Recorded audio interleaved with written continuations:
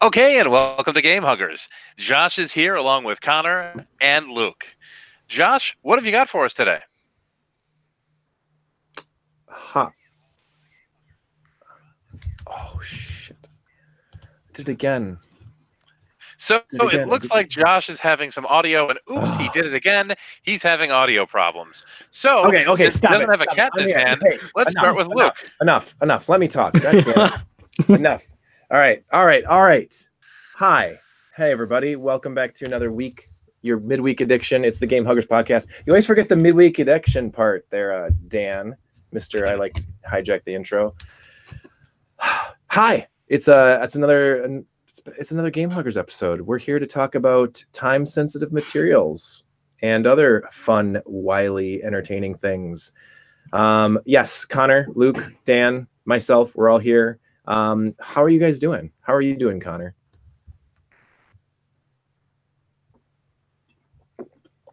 Why can't I hear you? Yeah, Connor, I think there's an audio problem on your end. No, there's not. That would be the that would be the switch on my microphone that I set to off instead of on.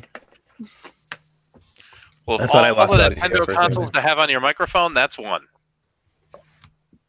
Well, there you go. Dan, how are you doing this week? I'm tired, but I'm here. Why are you so tired? Just a whole lot of stuff going on? Just a whole lot of stuff going on and not enough sleep. Are you playing too much Cheetah Men? Well, not only Cheetah Men, but Cheetah Men 2. Nice. And Luke, welcome back. I'm glad your parents allowed you to stay up late with us tonight. Yeah, usually my curfew is only 8:30 p.m., so I had to do a lot of wheeling and dealing to get this gig going. I'm excited. Wow, the pressure's on to entertain this week. So I was curious if we wanted to go right ahead and jump into our pickups. If anything new has come and if anything new has been delivered to your door this week, now is the time to share it. Ooh, Dan's looking around. I kind of want to go. I have something. Ooh, what's that, Dan? He's got something. So I have the DVD release, and this is the first U.S. DVD release of Twilight of the Cockroaches, which is a classic anime/live action movie. It's from 1987, and it was originally distributed in the U.S. by Streamline Pictures. I actually first saw this on television back in the 90s, and it has been, for all intents and purposes, out of circulation unless you had an old VHS or Laserdisc copy. I think a few years ago it had come out on DVD in Japan, and now a U.S. DVD of it has been released. And it's an extremely strange, quirky, weird Japanese movie.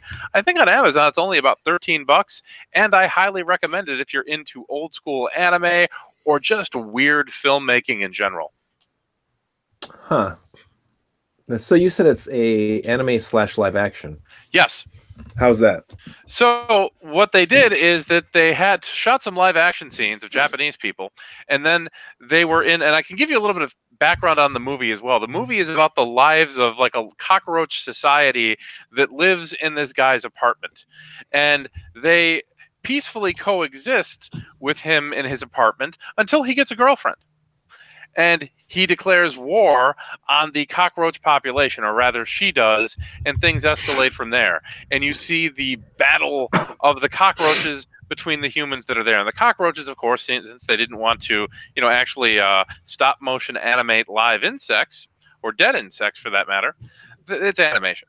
And it's actually a really weird, bizarre, quirky movie that tells you that cockroach women can be hussies. Yeesh. Wasn't this the same plot as like Joe's Apartment? Joe's Apartment is somewhat similar. Yes, I mean to a certain degree. Joe's Apartment, I think, was indirectly based on this. I was gonna say it sounds like it's exactly the same movie. But yeah, this came out probably about 7 years before Joe's Apartment. So it's definitely that was what, 96, I think that 94 maybe. Yeah, I mean it was. Yeah. Twilight of the Cockroaches is from 87. So it's an interesting, fun, weird movie. I highly recommend it. It's reasonably inexpensive if you want to pick up a copy of it on Amazon. And if you've never seen it, I highly recommend Twilight of the Cockroaches. Ooh. Luke, other than working on your midterms, what are you up to? Well, go home this weekend for spring break, thankfully. Get to play my X68000, which I could show off on the next show. No pickups except I got this in the mail. It's this thick book about the life of St. Luke. My grandma sent it to me, so that's about it. Well, that's kind of neat. Yeah. Connor McLeod of the Clan McLeod. I didn't get anything. I feel like I'm slacking on this one. No, it's okay. It's okay. Necromancer on the new and improved PC engine PCFX fans. I can't remember what the PC Engine fans will take you to it. Yeah. He posted in his Necros, Clears, and Mindless Musings thread about a role-playing game that I had never heard of, or at least had never tried. God damn it, what is it called? I ordered it and it's on its way. So next time we do one of these, I'll have it. But until then, I got something in the mail that I'm pretty excited about. It's something from a company called Terra Onion, and it is the Super SD System 3. I just opened it a little bit ago, and just to look at the insides, make sure everything was on the up and up, and it does look cool. I ordered it. I don't have a whole plethora of micro SD cards, so I ordered a 256 gig one, so I can put most of the CD games on it, or probably all of them actually, and then whatever else. So yeah, I haven't hooked this up. I haven't really tested it too much yet. I know that I need a Sega Genesis Model 2 AV cord for it, or I could do the Genesis style RGB, or not RGB, but SCART, that's it. Connections for it. But yeah, so this is the awesome looking Super System 3, Super SD System 3. Looks like it's pretty basic, just honestly same spot that the regular CD-ROM system would go on, the PC Engine or the TurboGrafx on the back. Now, I watched some videos and some people putting stuff up on. You can actually connect this to a TurboGrafx too? Yes, I believe you can connect to a TurboGrafx. They designed the shell to do that after some people had complained that it was going to be PC Engine only. Yeah, that's crazy. So it'll connect to your white PC Engine, a Core Graphics, a Core Graphics 2, a Super Graphics, and a TurboGrafx or a TurboGrafx 16. Yeah, my guess is I'm probably going to connect it to my Super Graphics here, because then I can play the Super Graphics games on it. Yeah, so yeah, pretty neat stuff here. Didn't test it out or anything yet, so I'll have to do that once I get my SD card in the mail and load it up with some games that I've used the official Turbo Rip software and back them all up onto a hard drive. Yep. You mean the Turbo Rip malware? The one that puts viruses on your computer? Seize your libel. That's the one. Yep, and what I was going to mention is tied to the Turbo Rip malware. If you do get infected from it, then you need not an SD card, but an STD card. 4 more. No, he actually had a pretty good one before you got on. That wasn't that really terrible one, was it? The one where he was talking It was absolutely that really terrible one. Okay, good. Okay, good. Well, I'm glad we're all in agreement how terrible they are and how good they can be. So, well, why don't we just dive right into our topic and make fun of Luke for about another 50 minutes? That's pretty much old men aren't playing Apex Legends. You've You're been not- left out. You're not playing Apex Legends anymore? I never even played. I did actually play Titanfall when that came out, but when I heard this didn't have Titans or wall running, I was like, I'm out. But I have friends who play it. So is Apex Legends considered a big one? Is that a big game right now? Yeah, the numbers of people playing it have grown. I think now 25 million users. Oh my god, Luke, tried it. I don't care. It's just, oh my god, I just don't care. So what are we going to talk about this week? What is time sensitive materials? What is this? What is the whole concept of this week's episode? Really what it is we have a good panel of people this week. We've got various ages. We've got me, I'm 40. Luke is what, 21, 20, 19? 20. According to 20. Sarah Romero, I'm 12. Yeah, you're 20. That's right. You're you're as old as my oldest son is, which is so crazy. I know, it's insane. But yeah, so and then Dan's 30 something. Connor, you're 29. Swing and a miss. Okay, well, I don't know. Whatever. We have a good chunk of ages here. 30, and by the way. I was off by a year. Damn. So anyway, 40s, 30-year-olds, 20-year-olds. We got a good array of ages here. So I think it would be cool to sit and talk about games, video games and their releases and how our perspectives of them vary.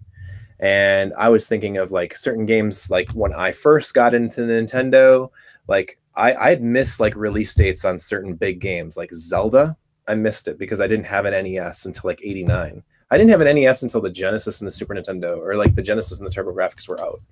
Like that's pretty weird to think, but I was totally without anything until like 89 when we finally got one for Christmas. Only because the Nintendo had dropped in price by so much and the Genesis and the Turbo were out that Christmas. But up until then, I had only ever had a ColecoVision and a Tandy color computer. So things like Zelda on release date, I totally missed out on it. I didn't have any like great moments of the day it came out or anything like that. The original Zelda, I was playing things like Downland and Color Cubes and Clowns and Balloons, or that really cool Sega tracker game or whatever it's called. Sega had a really good Coleco game. I can never remember the name of it though, but it's really fun. But yeah, so that's a good start, I guess. The original Zelda. Dan, or Connor, were you alive when the first Zelda came out? I was alive, but not enough to the point where it would have any kind of recollection in there. So just for some context on the first Zelda for me, I did not have an NES until Christmas of 1987. And I believe Zelda came out sometime around that summer. I had seen the NES as early as like maybe spring to summer of 1986. And the first game I saw being played on the NES was one called Super Mario Brothers, which, as it turns out, was a very influential game in and of itself. And I remember being extremely impressed as a 5-year-old, or maybe even a 4-year-old, seeing it for the first time and actually playing it and immediately running into the first Goomba repeatedly because I was, 4 or 5 and didn't know what the hell I was doing. But I watched my newly moved in neighbor, who was the owner of the console, play the game, and I remember he got to the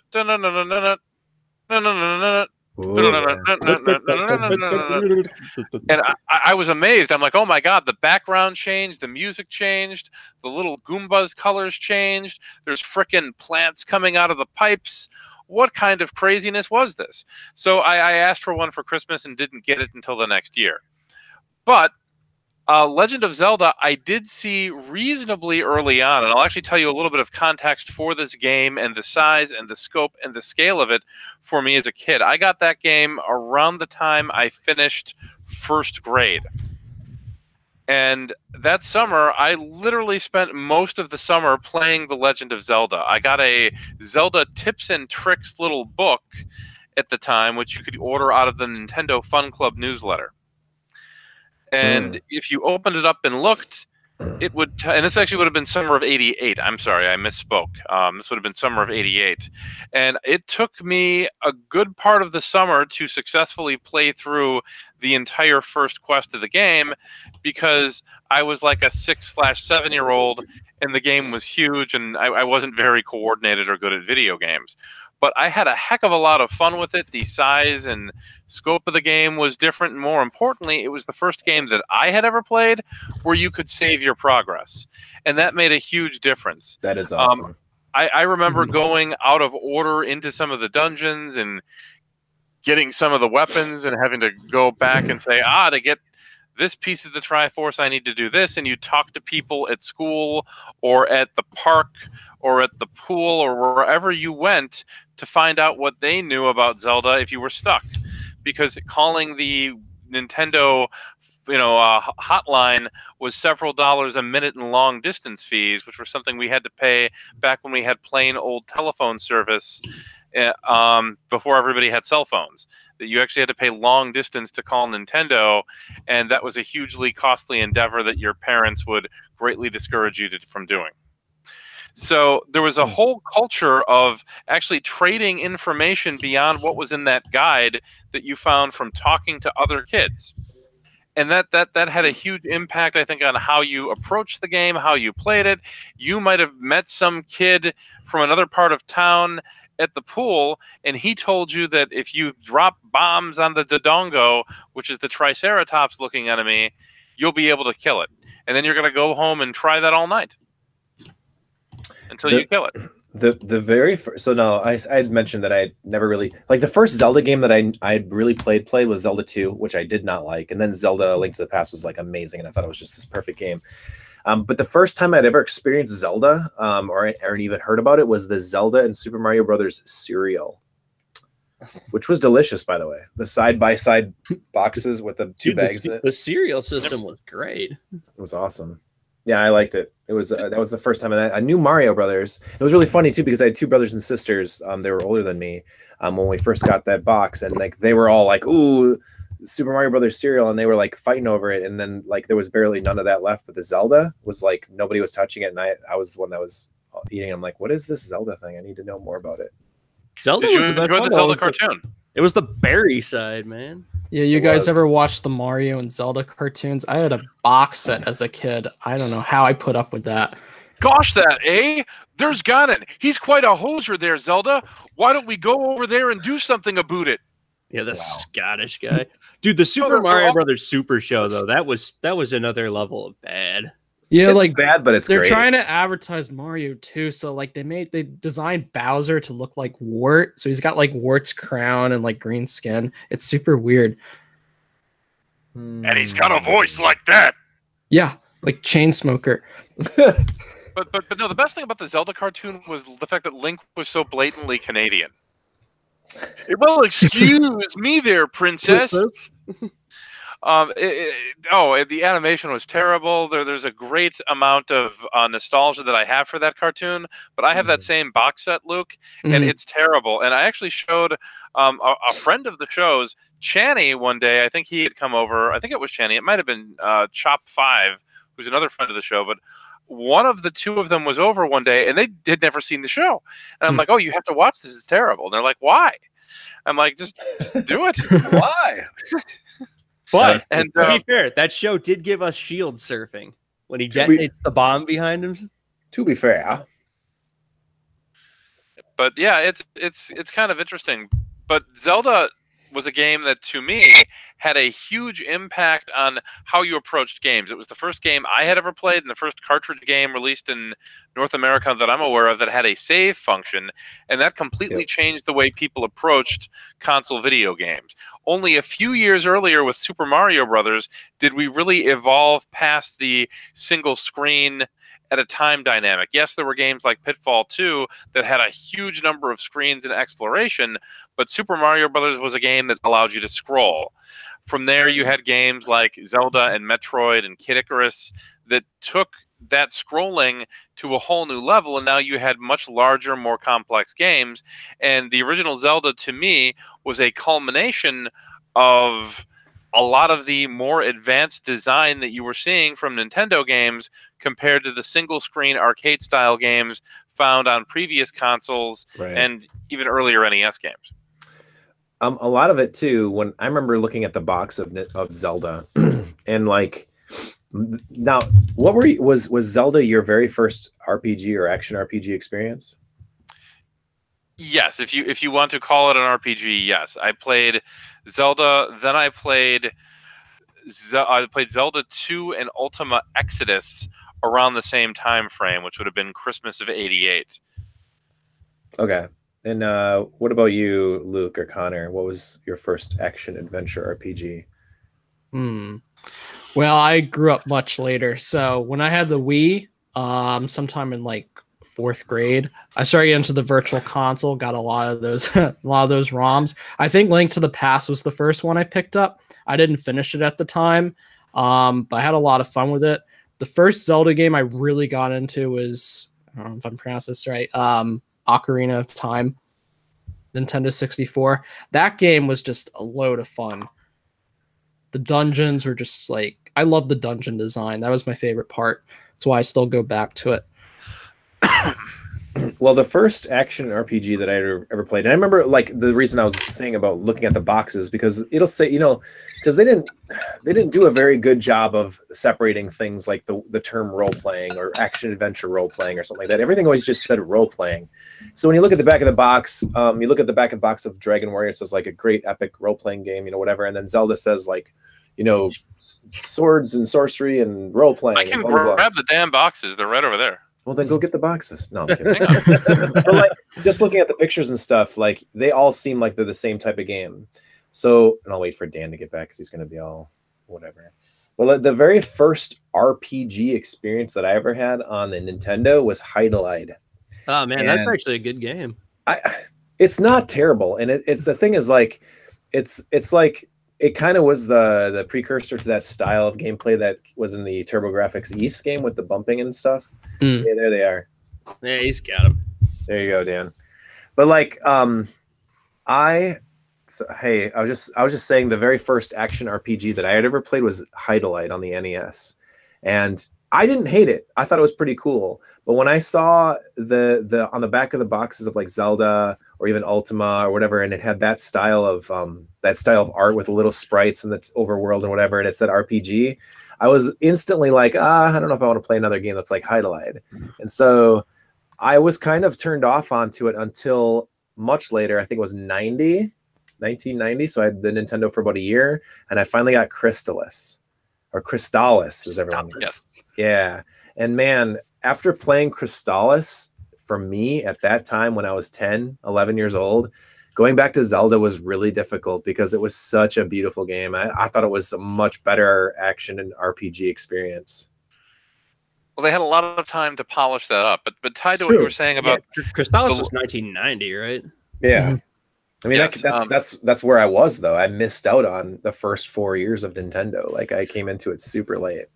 But yeah, and looking at the Legend of Zelda, the original one's box, and nowhere does it actually say, I'm reading through the text on the back, the term role-playing game. What does it say? That came up.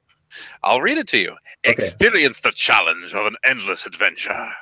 Welcome to the Legend of Zelda, where the only sound you'll hear is your own heart pounding as you race through forests, lakes, mountains, and dungeon mazes in an attempt to store peace to the land of Hyrule. Along the way, you'll be challenged by Tektites, Wizrobes, and an endless array of ruthless creatures who will stop at nothing to prevent you from finding the lost fragments of the Triforce of Wisdom. But don't despair.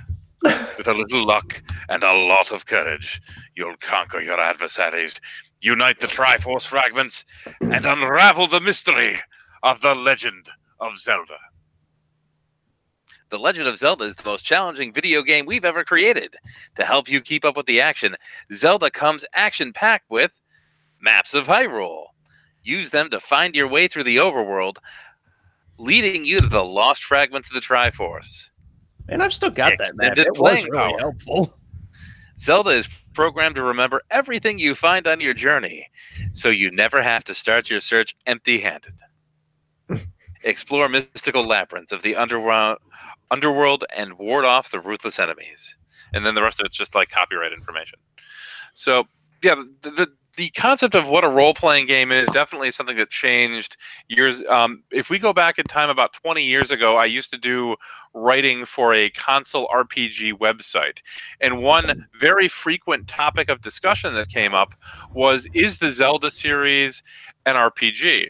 Right. And at that time, the distinction of what actually qualified an RPG wasn't as clear as it was today. So the idea of a game that has an overworld, an underworld, some sort of a inventory upgrade system, and possibly currency were things that were usually associated with RPG, and Zelda had those. The only thing it didn't really have was any sort of an experience point system. Right. Zelda 2 did, though. So it's kind of interesting in looking through these to use the term RPG today and know a lot of people hate referring to Zelda 1 and 2 as RPGs, But in fact, the classifications then weren't that specific, and Zelda was much closer to Dragon Quest than it was to, when people say an action adventure game, something like Castlevania. Right. So that's one way of looking at how genres weren't quite as well defined. But in the context of this, and this is something I guess that's important for us to talk to Tweak and Luke about, did you ever play the original Legend of Zelda, and were you able to appreciate it in the context you played it in, if you did? Luke? Go ahead, Luke. Definitely more difficult for me, especially since I played Link to the Past first. Yeah. One thing is that, like, I didn't realize that people back then, they use guides and maps and stuff. When I tried, I thought, oh, you're meant to go into Zelda, blindfolded, basically. And then the more I played, I got through the early dungeons, but some of the later ones, like, you need to burn all sorts of different bushes. You need to bomb the weirdest places to get heart containers. So I had to start using a guide to get through some of the later sections. I definitely really liked the game, but I'd still play Link to the Past, or even Wonder Boy in the Master System. Honestly, kind of different, but I can see that. Yeah, playing Adventure Island is different. Wait.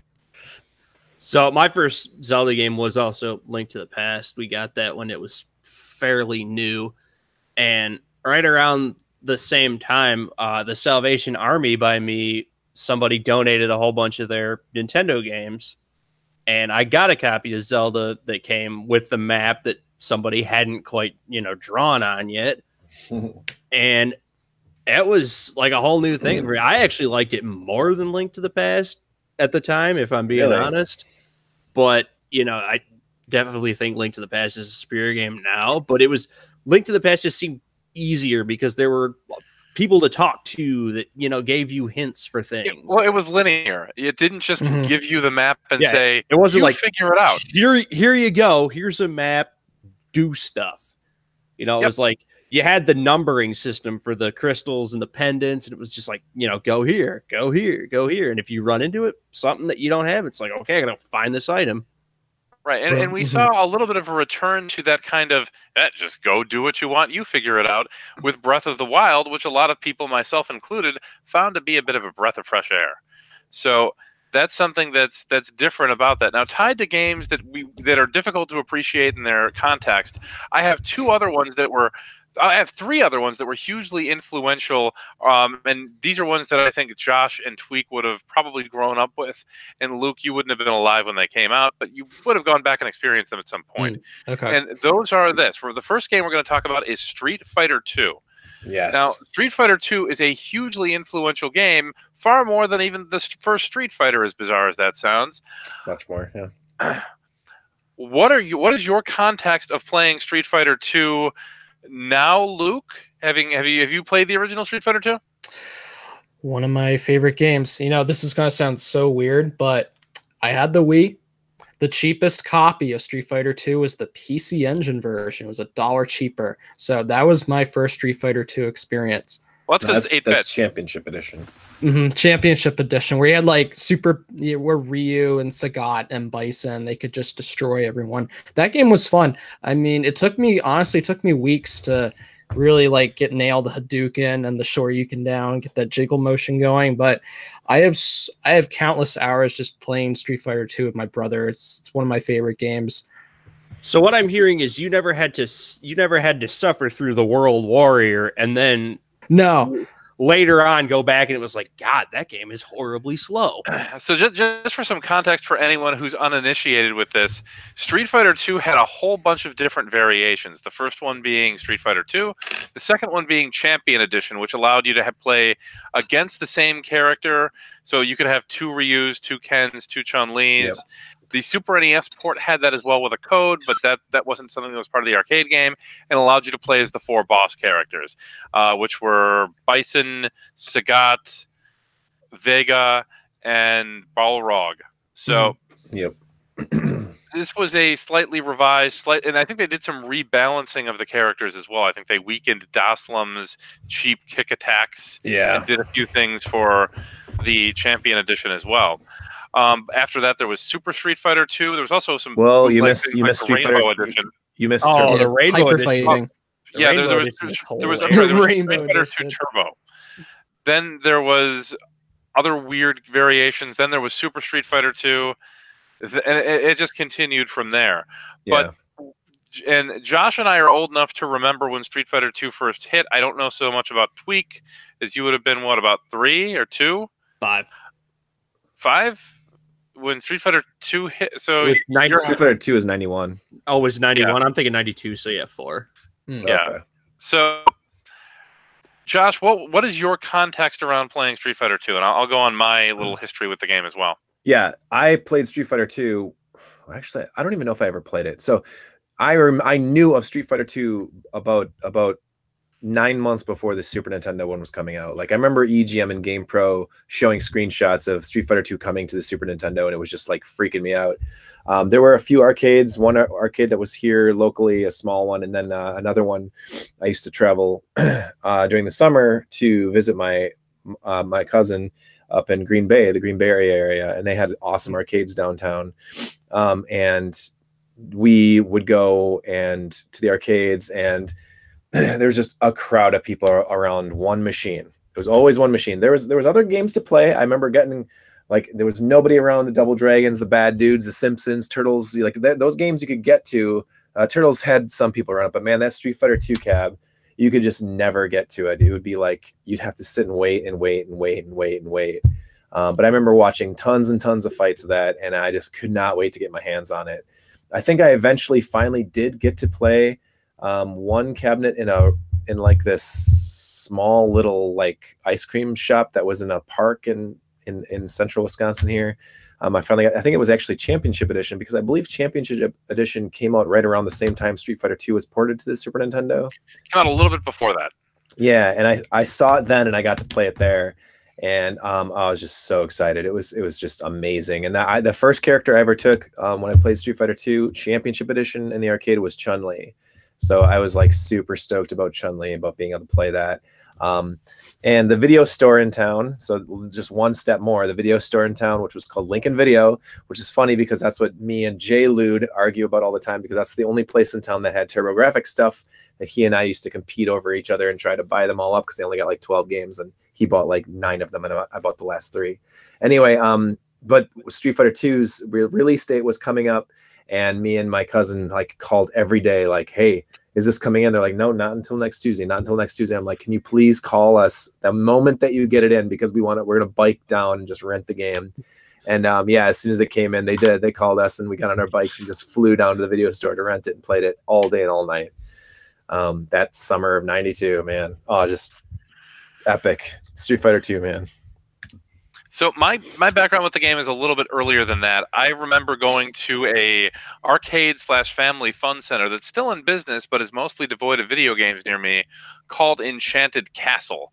And in the summers, myself and my cousins would go there on a fairly regular basis when we'd be given $5 or $10 to spend on tokens and play some video games. And it showed up sometime around the summer of 1991. And we got very big into it because we saw how much combination there was to it. The special moves that all the characters had, that there was a strength and weakness game between the different characters. And my favorite character to play as a little kid was Blanca, because he was a monster. I have no better justification of it. But I got really, really big into playing that in the arcades. And I actually talked to someone who Josh and I know, a former EGM editor, Trickman Terry, and he and I were talking about how we used to go to a different arcade in the Chicago area on a regular basis and play Street Fighter 2 quite a bit, because they had 4 or 5 different machines of it. It was that popular at that time that literally they had that many machines going. By the time the Super Nintendo version came out, as I think we discussed before, not only was Champion Edition out in arcades, but you had Fatal Fury, and you had a handful of, I'll call them not necessarily clones, but you had a handful of other one-on-one fighters that were heavily inspired by Street Fighter 2 that were already showing up in arcades. So by that point, things were a little bit more watered down. In Ty Deer, there was always a crowd around the machine comment.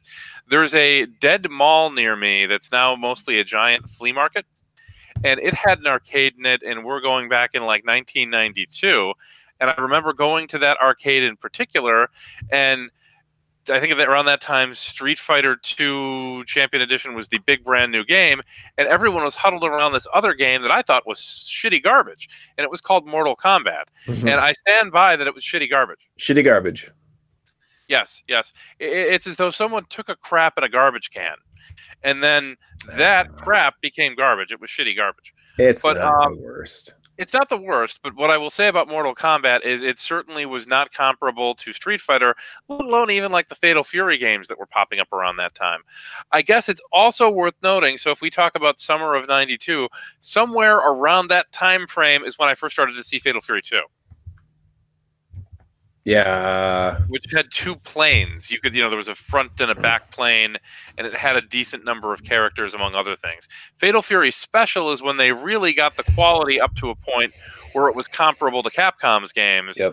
But Fatal Fury 2 was still a very impressive and very popular game in and of its time. There were also in addition to Mortal Kombat, there were other games that tried for the gross out factor. One was called Time Killers, and a whole bunch of others that were really, really popular. Bloodstorm. What's up? Bloodstorm was the sequel to Time Killers, I believe. And Bone Storm is both Tweak and Millhouse's favorite game. Buy me Bone Storm or go to hell. It's Bloodstorm, first off. And no, it's Bone Storm. Bone if you Storm. see the game that he swipes from Try and Save, it's Bone Storm. Find me Bone Storm or go to hell. That's exactly right. But that's just where you enter your name. But yeah. Millhouse. The Neo Geo was like, that was another one too. You were just kind of mentioning about Fatal Furies and Fatal Fury, Art of Fighting, and World Heroes. The 3 of those series that all got the Neo Geo's like big 3 franchises early on. I remember Street Fighter and Mortal Kombat in the arcades having so many people around them, but the Neo Geo machines would always be, they'd be there, and I got so much time playing those games. It was just like, oh, so good. And there's the thing about those too is like you could either wait for the ports that'll come out on the Super Nintendo or Genesis, or if you're lucky, the PC Engine as well, and hope the quality is somewhere close at all to what the arcade games were like, or find an incredibly rich friend and that has a Neo Geo, because I never ever was going to ever see a Neo in my lifetime until much older, obviously. But like, man. Yeah, those were the days, man. The Street Fighters and I actually like Mortal Kombat. I thought the first Mortal Kombat was really cool. It was very different. It was a completely different style of game mechanics. It was a lot less characters. It was obviously it was a gimmick. The gore and everything was a gimmick, but it was still neat to be able to see that, and especially watching people at the arcades. You watching older kids and stuff playing, who had spent a lot of money learning all the fatalities and stuff. That's entertaining. Like, I think it's a different game. If you're going in expecting what Capcom and SNK had been doing for years, you're going to be disappointed. It's a very different experience. Oh, Dan's back. Shh. But yeah, tied to the SNES and Genesis ports of the Neo Geo games, a couple other games that stood out in my mind tied to early Neo Geo stuff were King of the Monsters, and that was a game that I played quite a bit of. And while not a fighting game, technically it was more of a wrestling game. That was a popular one. But yeah, the SNK quality of game was very, very high and really only rivaled by Capcom, even back then in the early days of one-on-one fighting games. So it's worth noting that they got in early and they did it well, which we can't say for, say, Midway and some of the other companies that were making one-on-one fighters. Well, I think the original Killer Instinct and Mortal Kombat 2 and there's some good stuff there too. I'm surprised you guys didn't mention Samurai Showdown. Yeah, Samurai Showdown came a little bit later. That came around, I think the first one came in 93. Yeah. And that was a big deal because it zoomed. And when Samurai Showdown, you'd back up and people would be out of the way. And then as the characters got closer, it would zoom in. But no, that wasn't the gimmick. That was the gimmick. The gimmick that they advertised. I remember that because I thought it was the coolest fucking thing at the time. Was they're like, now you're fighting with weapons. It was weapon based. It had fatalities. It did have the zoom, but so did Art of Fighting, and that did that much before. There were a few other games that had weapons as well, particularly like cheesy console ones. I'm trying to recall. There was Weapon one Lord. That might have been one. That's not what I'm thinking of, though. This was some other Weapon piece Lord of, came after Samurai Shodown. this was some other piece of. There were a few other fighters that had weapons in them before that, but the big thing with Samurai Shodown was it looked beautiful. It scrolled in and out, like I mentioned before. That was a very impressive graphical effect for the time, believe it or not. It had beautiful characters. It was not necessarily the most well-balanced game, but it was a hell of a lot of fun, and it had a very high learning curve. So once you learned to get good at it, you could impress your friends and neighbors and blow through the game. And it was a game that also they ported to the Super NES and the Genesis and the Sega CD, and those ports were absolute garbage. They did not compare to the Neo version. The 3DO had a competent port, except for terrible loading times, which were later exceeded by the Neo CD version. The FM Towns actually had a pretty decent version of it too, if you had a good enough computer for it. Yeah, you can't play it on the Marty. But yeah, it doesn't run on the Marty. Yep, and speaking of Street Fighter 2 terrible ports, the Amiga CD32 version of Street Fighter 2 is horrible. Oh, it looks great in screenshots, and then you play it. Well, it looks great in still screenshots. If you see it moving, it's terrible. It moves at like 4 frames per second. It's pretty bad. Yeah, there were some just absolutely horrible Street Fighter 2 and or I guess one-on-one fighting game clones. Now, the second major series of games or big game, I guess, in and of itself, that spawned countless clones and knockoffs and ultimately created its own genre that we haven't talked about is Doom. There we go. What was your original experience in playing Doom? So, Connor? I'm not even going to lie. Doom, where's I got 1 and 2. So Doom is kind of a big deal for me, but I remember we had played Wolfenstein, my dad and I had, when it was somewhat newish. And so we knew Doom was coming. And you're saying Wolfenstein 3D and not the 2D and not Wolfenstein. the Escape from Castle Wolfenstein, like the Muse software one, I think it is. But yeah, so we were actually up to download it when they put it on the University of Wisconsin's server. Well, good. It's always good to rob from Wisconsin. But yeah, I know. I was like, you know what? It sucks because it's Wisconsin, but what can you do? But oh my God, that I have countless drawings that I made during like elementary school in class from that game. It blew me away. It was the greatest thing I had ever seen. Okay, Luke, what's your experience with the original Doom? Oh, so much more limited. My brother was here. My brother is a huge Doom fan. He plays WADs in his spare time. He played through both Doom 1 and 2. Most of my experience is just either playing the Nintendo 64 one, or like the newer Doom on like PS4, which is pretty fun, but it's kind of a different experience because it's an arena shooter rather than like exploring through the map and trying to find the key cards. Josh, what's your experience with the original Doom? Nothing really. I didn't like first-person shooters. I still don't really like first-person shooters. So when that fad became everything, when 2D fighters were fading out and FPSs were becoming the main thing, I kind of just avoided it. I like Faceball 2000. That's pretty fun. Doom. Let's see. I played it on the Saturn. I played it on the Super Nintendo with the FX chip. That was all right. I played the Jag version. I never really got into it. I mean, I don't know. I think it's pretty cool. Is awesome to see what they can do, but I'll tell you, it wasn't a big deal for me at all. To this day, though, that Super Nintendo version is still like, to me, it's a technical marvel because it shouldn't exist. Yeah, it's not a great port of the game, but it shouldn't. It's like Street Fighter's Alpha 2. Alpha 2. Yeah, it's one of those games that should not be able to be on this system, but somehow it is. Yeah. So tied to Doom, I think it's worth noting that for a long time we call these first-person shooters now, but for a long time, and I'm talking about into maybe 1996, 1997, all first-person shooters were called Doom clones. Yeah.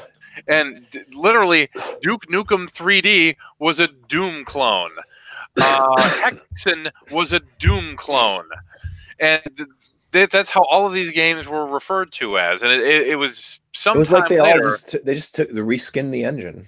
Well, so the build engine was pretty good that they used for Duke Nukem 3D, but I remember going through that when it was new, and there's a secret, and I think it's the 3rd level or something where you go in and there's the Space Marine like choking.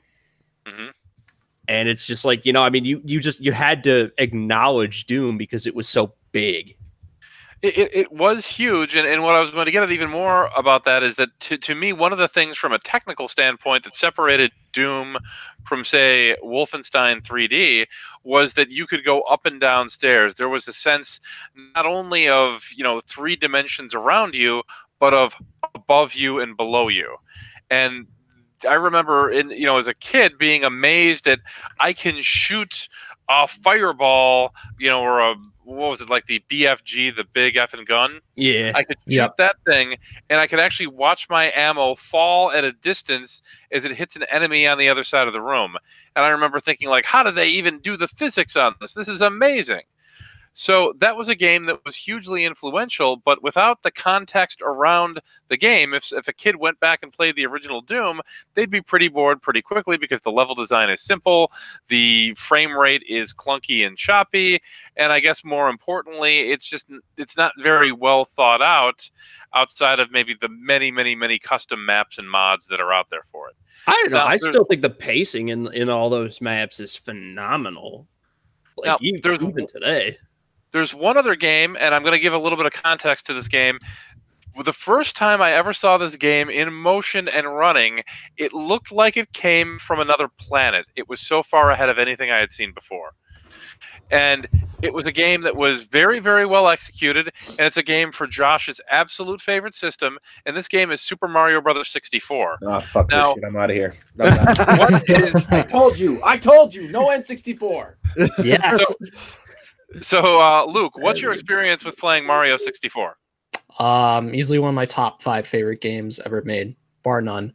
I think, and even though it's still kind of primitive now, I just have so much fun with the game because the level of control you get with Mario, how you just snap the stick, instant turn. You don't get that even in Mario Odyssey. Just punching and kicking your way through, just running and screaming through the levels. It's just so much creative control freedom, and it always draws me back into the game. So here's a question, and Tweak, I'm going to ask Luke this before we go on to the next, before we go on to you. But can you see how? And you were born in what year? You were born in 98. Yeah. Can you see how 2 years before you were born, people saw this game and said, "Oh my God, I have proof of alien life." Or time travel. Do you see how it was that far advanced? Yeah, but like I wasn't born at the time. So now I just know it's just this amazing game. I grew up, my Mario 64 growing up was Ape Escape 2 on the PS2. But kind of different there. So Tweak, what's your experience with Mario 64? I remember, so we got that game the Christmas of the launch year. And before that, one of our neighbors had gotten the 64 at launch, and I was still big into Super Mario RPG for the SNES at the time, and we went. He was like, "Dude, you got to come over and see this," and I should have brought a change of underwear. I mean, it was just that, like, wow. I remember him moving the camera, even like just before you got into the castle, like standing up there and just looking around and moving the little Lakitu. Oh yeah, and I think it's worth noting just how innovative that game was, not just for the fact that it had analog control that controlled absolutely perfectly, but the fact that they came up with camera controls. Mario responded so fluidly, and there was a lot of interesting level design to go with the fact that this was something that was completely new. Now, Josh, you're even older than me. What did you think the first time you saw Super Mario 64? I thought it was really pretty. It definitely did have the 3D camera and the control scheme down. It was really, really well done. It was like, honestly, the N64 and that controller were made for that game. Like it was, and I mean, it kind of, gives more, it bottlenecks the system a little bit on what it can do then, because then basically Mario 64, beautiful game. But let's look at all the big hits on the N64. The Ocarina of Time and Majora's Mask. Those are basically Mario 64 with a sword. No, not at all. Conker's Bad Fur Day is Mario 64 with an M for mature rating. Donkey Kong 64, Glover. The list goes on and on and on and on. It's just Mario 64 with different Star variations. Fox, GoldenEye. You're right. Those are just like Tony Hawk, Star Fox, Mario 64. Yeah, Doom Mario, 64, Turok. Yeah, they're all the same thing. Oh, So man, I'm glad we're all in agreement. Like, hey, I heard there's gonna be a new Turok on the Switch. You know, no one likes Turok. Really? if they gave me the three, but no one played that one. Dude, Turok 2 was the shit. Turok 2 is really good. With the fucking That's why it had a brown card. the cerebral bar where it's and then it goes through your shoots their head. head out. Yeah, that thing was so cool. So the Turok games are terrible, but my favorite thing about the Turok games is that Acclaim paid a guy to pretend to stand in line like 3 months before one of the Turok games came out so that they would get news coverage from Turok, whatever it was, for PS2 coming out. Like, this guy's in line for the next Turok video game. Is this the longest line wait we've ever had? And they like, Acclaim was paying the guy and just doing this for publicity. But they were trying to get like major news outlets to report on it. One thing, so we only got about 10 minutes left here, and I don't want to talk about N64 anymore. So, like, I was thinking it would be kind of cool for Connor and maybe Luke to kind of chime in on, like, what would it be a game that you would just stands out in your memory as most something that was considered the game? Like in school, everyone was like building up to this big release, some huge thing that was coming out, and like, it was the one, and you got it on day one, you know, and everybody in class was talking about it or something like that, or all your friends or whatever. What would be the biggest one? We had a couple of ones where it was just like, you know, people were really psyched about it. The demos and stuff for Final Fantasy VII with the cutscenes, you know, had everybody freaking out a little bit. And Super Mario 64, obviously. And then Ocarina of Time was the one that stood out for me, because it was just such a phenomenal game. And I remember when my mom got it for me as a present, and she hid it in a shoebox, so I thought I was getting a pair of shoes. And she would repeat this joke for like every holiday afterwards, so you know, it kind of became a running gag. But everybody was like floored by that game, at least that I talked to that played video games. You know, it was always one of those like, you know, hey, where'd you get to? You know, did you get past this part yet? Or did you see this yet? And I kind of miss that, because you don't get that now with like the internet and everything. Yeah. How about you, Luke? 3 games definitely stood out. In middle school, that was like when pretty much everyone played video games. High school, people didn't really talk about as much. So there was Halo 3, Call of Duty Modern Warfare 2. That was absolutely huge. And Super Smash Bros. Brawl. Those are like the 3 standouts. Okay. I was not allowed to have a 360. I had a Wii, though. I definitely had like a lot of sleepover nights playing Super Smash Bros. Brawl. That's awesome. Yeah. I love the was it the campaign mode or storyline mode in Brawl? I wish they kept that sort of thing, but people hated it. They do have it again in Ultimate. It's I was gonna say they brought it back, and it's actually pretty cool. It is really good. Yep. Yeah, I was really shocked that the Wii U version did not have any kind of storyline mode. It was just the game and the versus mode, and I'm like, that my favorite thing was going through the storyline and watching, you know, Mario meet Sonic. Like, really, like, come on. That was an epic moment. That was so important. No, It was all your fanfics come to life. The Switch one, it's like you get that opening cutscene where like all the characters are gonna fight the big bad, but it's really you just go around a map and you fight AI bots with like different conditions. So it wasn't like Brawl, like the little beat 'em ups of the enemies. And I'm sorry, Mr. College is too cool for school now. I am. I'm too good for fun. So just tied to this is we've got 5 minutes to go here. What was the biggest game release you ever remember? The biggest hyped one? Because Connor touched on Zelda: The Ocarina of Time, and I cut out of school early the day that game came out to go to EB to pick up my gold copy of it. And I remember the line going out of the EB as I left. This was Electronics Boutique, which eventually got absorbed into GameStop, was like hundreds of people long waiting to pick their copy of that up. It was absolutely insane. What was your most anticipated game, Josh? Oh God. There's probably a few. I can't think of anything off the okay, I can give you a couple. I never, having missed out on like a few different games, I'm always late to the party, like big games that come out. Super Mario 3, I remember a lot of my friends getting that and talking about it in class and just like, falling in love with it. And I remember finally seeing it at like a store and begging my parents for it. But like, for me personally, games that I was like really waiting for that maybe not everyone was like super hyped about, but it was huge to me.